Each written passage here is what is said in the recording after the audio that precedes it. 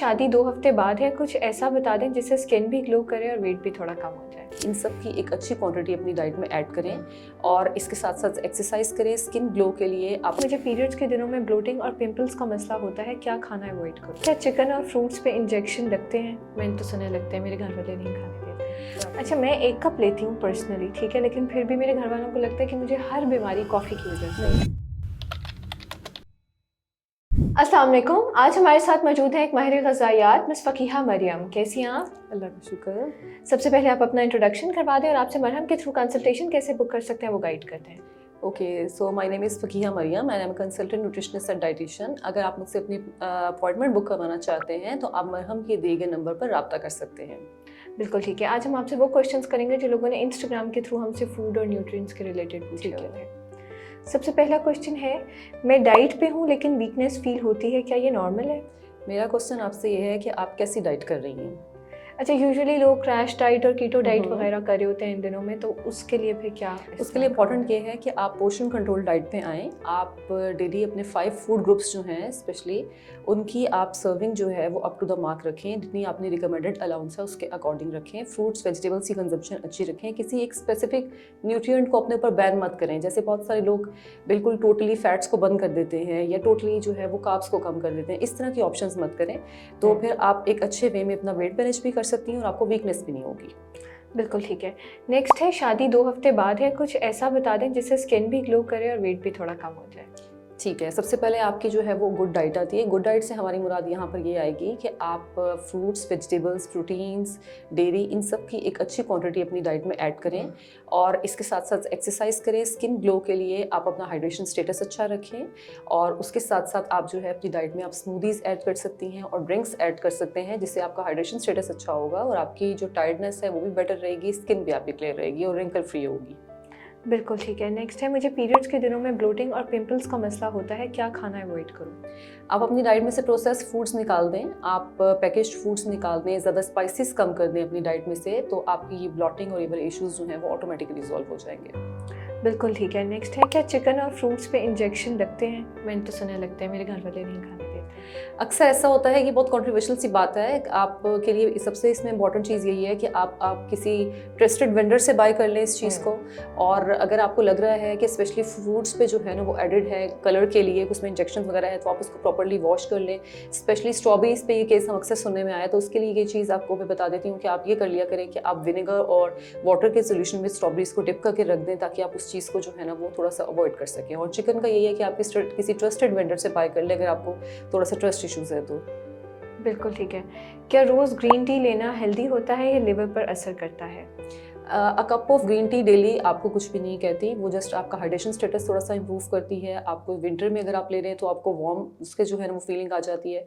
इसके अलावा अगर आपको लग रहा है कि आपका वेट लॉस में ग्रीन टी हेल्प करेगी, तो ऐसा कुछ नहीं है। वो आपको अपनी डाइट बेटर करनी पड़ेगी और एक्सरसाइज ही साथ बेटर करनी पड़ेगी। और 1 कप से ज़्यादा आप 2 कप भी ले सकते हैं दिन के सेफली, कोई इसका ऐसा प्रॉब्लम नहीं है। लिवर पे भी उसका ऐसा कोई आपका जो है वो हार्मफुल इफेक्ट नहीं होता।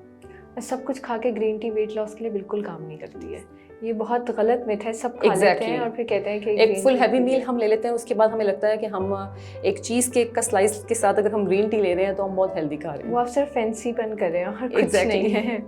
और उसके बाद है, क्या गार्लिक और जिंजर रोज़ाना खाना इम्यूनिटी के लिए अच्छा है? जी अच्छा है, ये आपकी हेल्थ के लिए अच्छा है। और आप जब डाइट में स्पेशली हमारी जो ट्रेडिशनल फूड्स बनते हैं हम उसमें जिंजर गार्लिक ऐड करते हैं, तो उसके लिए इंपॉर्टेंट चीज़ ये है कि आप उसका पेस्ट बना के बहुत प्रोलॉन्ग टाइम के लिए नहीं मतलब रखें उसको। आप जो है वो डेली बेसिस से बना लें। एक हंडिया में कितना गल जाएगा, तो आप 1 चम्मच तो आप डेली बेसिस पे आप उसमें फ्रेश ऐड कर सकते हैं, ताकि आप उसके मैक्सिमम बेनिफिट्स को अचीव कर सकें। बिल्कुल ठीक है। एक मेरा पर्सनल सवाल है, वो ये है कि क्या कॉफ़ी लिवर पर इम्पैक्ट करती है?